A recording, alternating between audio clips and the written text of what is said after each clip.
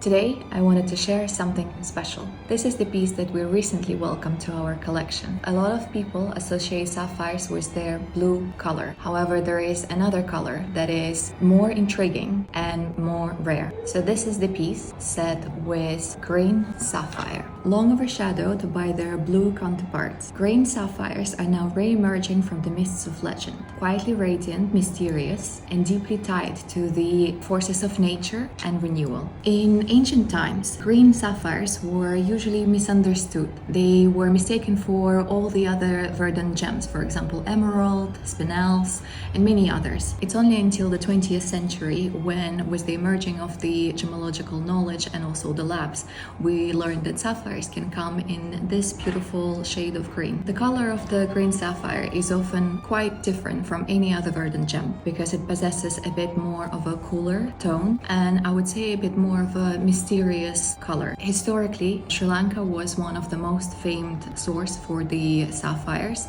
and for the green sapphires themselves. Although the presence of iron is what is responsible to reinforce the lovely green hues, it is the unique composition that actually creates a specific tone. When we compare the green sapphires from historical old mines, for example Sri Lanka and Thailand, they possess a completely different shade and tone when we compare to modern sources, for example in America, Montana, or for example Australia, because the presence of iron there is much higher, which will possess a completely different chemical makeup. It is an absolute treasure to come across a sapphire that is green in color, as only 2% of all sapphires found that are natural and in unenhanced state are green. So this particular piece, it's an impressive 1.54 carat sapphire in a beautiful coronet cluster surrounded by 8 cut diamonds. This piece was handmade in France and this is a vintage piece all the way from 1980s. Green sapphires generally in antiquity